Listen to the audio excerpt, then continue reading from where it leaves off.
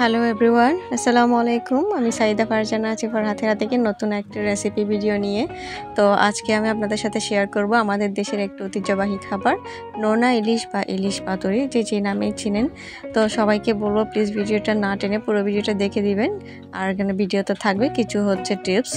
তো আপনারা চাইলে এভাবে রান্না করতে পারেন। আমি কথা দিচ্ছি এভাবে একবার রান্না করে দেখুন, আর অনেক মজার হয় খেতে। তো পুরো ভিডিও সাথেই থাকুন।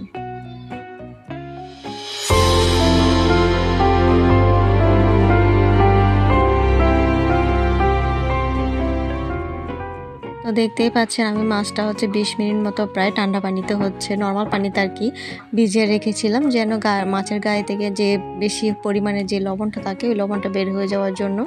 তো আমি ভালো করে একদম ধুয়ে নিয়েছিলাম, যেটা আমি আপনাদেরকে অফ ক্যামেরায় করেছি, আমি যার জন্য ওটা দেখাতে পারি নাই। তো আমি আমার পছন্দ মতো সাইজ দিয়ে নিয়েছি, আপনারা চাইলে আমাদের পছন্দ মতো সাইজ নিয়ে নিতে পারেন। আমি চট্টগ্রামের স্টাইলে রান্না করব, যেভাবে কিন্তু অনেকেই দেখি এটা বাটা মশলা দিয়ে রান্না করে। আমি কিন্তু খুব সহজভাবে আজকে আপনাদের সাথে এটা শেয়ার করলাম। এভাবেও কিন্তু খেয়ে দেখতে পারেন, খুবই মজার হয়।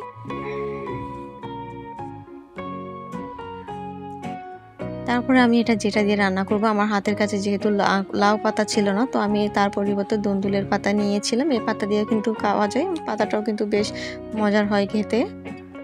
তো আজকে আমাকে সাহায্য করছে আমার শাশুড়ি, যেহেতু আমার এটা কোনো আইডিয়া ছিল না, ওনার থেকে যেহেতু আমি সাহায্যটা নিচ্ছি। তারপর আপনারা দেখছেন এখানে আমি একটা বড় সাইজের 2টা পেঁয়াজ নিয়েছি, আর রসুন কুচি নিয়েছি, আর 3টা আমি কাঁচা মরিচ দিব। আর এখানে যেহেতু আমি গুঁড়ো মরিচও ইউজ করব, যার জন্য মরিচটা আমি একটু কম দিয়েছি। আপনারা আপনাদের পছন্দ মতো ঝাল নেবেন কিন্তু। তো আমি একটু থেতো করে নিয়েছি, যেহেতু এটা পুরো দেখতে খেতে ভালো লাগবে না, একটু থেতোই করে নিয়েছি। আপনারা চাইলে এটা বেটে নিতে পারেন। তারপরে মরিচের গুঁড়ো দিয়েছি পরিমাণ মতো, তারপর হলুদের গুঁড়া, মশলার গুঁড়া দিয়ে তারপর আমি একটু পরিমাণ মতো লবণ দিয়েছি। লবণ দিবেন না এমন কিন্তু না, লবণ দিতে হবে, লবণ একটু বুঝে দিবেন, যেহেতু এটা একটু নোনা মাছ এই জন্য। তো আমার শাশুড়ি সবগুলো মশলার সাথে মাছের সাথে একদম মাখিয়ে নিবে। আমরা মূলত চট্টগ্রামে এভাবেই কিন্তু রান্না করি, এটাই অনেক টেস্ট হয় খেতে। আপনারাও চাইলে এভাবে একবার বাসায় বানাতে পারেন। তারপরে আমি এভাবে নিয়ে রেখেছি, যেহেতু আমি দিনের বেলা কিন্তু ভয়েসটা দিচ্ছি, এখান থেকে বাইরে কিন্তু অনেক নয়েজ আসতেছে, আপনারা প্লিজ এটা ইগনোর করবেন। তো দেখেন আমার শাশুড়ি মা কিন্তু কীভাবে পাতাটা বা ইলিশ পাতাতে মাছটা দিচ্ছে। ইলিশ মাছ বলেন, পাতুরি বলেন, যাই বলেন না কেন, তো এইভাবে কিন্তু আমার শাশুড়ি মা দিচ্ছে। আমি আপনাদেরকে দেখাই পুরো প্রসেসটা কীভাবে দিচ্ছে উনি।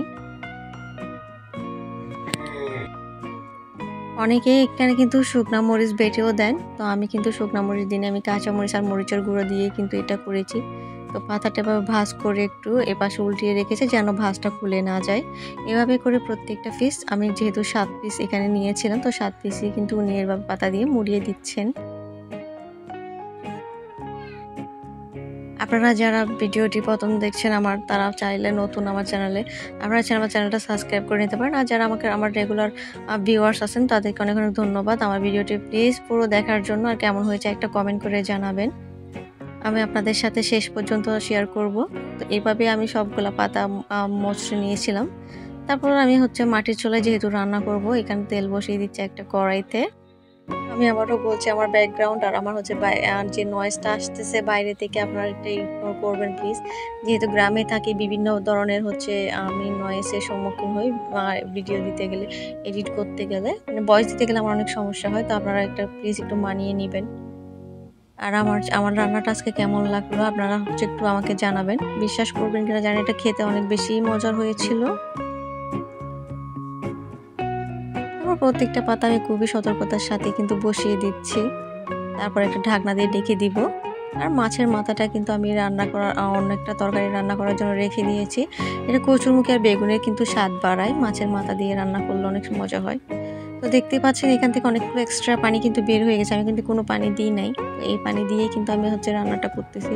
খুবই আমি আস্তে আস্তে করে যেহেতু এটা অনেক নরম হয়ে গেছে, তো আমি এটাকে খুবই সতর্কতার সাথেই আমি উল্টিয়ে দিব। একটা পাশ হয়ে গেছে আমার মনে হয়েছে, তো আমি সবগুলা মাছ উল্টাই দিব এভাবে একটা একটা করে। বেশি জাল দিতে গেলে হবে কি, আপনার পানিটা শুকিয়ে গিয়ে তারপর আপনার ওই মাছটা কিন্তু পুড়ে যেতে পারে, তো এদিকে একটু খেয়াল রাখবেন। তো আমার রান্না প্রায় শেষ। আমি এবার পরিবেশন করতে বসে গেছি। আপনাদেরকে দেখাবো গরম, গরম ভাতের সাথে খেতে যে কতই মজা লাগে। আপনারা হচ্ছে একবার বাসায় বানিয়ে ট্রাই করবেন। মানে দেখবেন আসলে এটার স্বাদ কেমন। নোনা ইলিশ বলে কিন্তু লবণ দিবেন না এমন কিন্তু না। আমি কিন্তু ভিডিওতে দেখিয়েছি লবণটা প্রায় চলে যাওয়ার জন্য বেশি লবণটা চলে যাওয়ার জন্য কিন্তু আমি পানিতে ভিজিয়ে রেখেছিলাম। তো হচ্ছে লবণটা কিন্তু আপনারা বুঝে সুঝেই দিবেন। পাতাটাও কিন্তু ফেলে দিবেন না। পাতাটাও কিন্তু অনেক মজার হয়। আমার কাছে এত বেশি মজা লেগেছে আমি ২ টা পিস নিয়েছিলাম। আমার শাশুড়ি বলতেছে, "তুমি খাওয়ার জন্য যেহেতু শখ করছো তুমি ২ পিসই খাও।" তো আমার শাশুড়ি বলতেছে নিছি আমি। আমার কাছে খুব ভালোই লাগছে। হ্যাঁ, তো আপনাদের কাছে আবারও ক্ষমা চেয়ে নিচ্ছি। আমার ভুল ত্রুটি হলে মাফ করে দিবেন। আর আপনারা আমার ভিডিওগুলো নিয়মিত দেখবেন। একটু মনোযোগ দিয়ে হচ্ছে পুরো ভিডিওটা দেখে দিবেন কষ্ট করে। নতুন, নতুন ভিডিও আমি আনার চেষ্টা করব। আপনাদের একটা কমেন্ট পেলেই কিন্তু আমার উৎসাহ বাড়ে। Thanks for watching.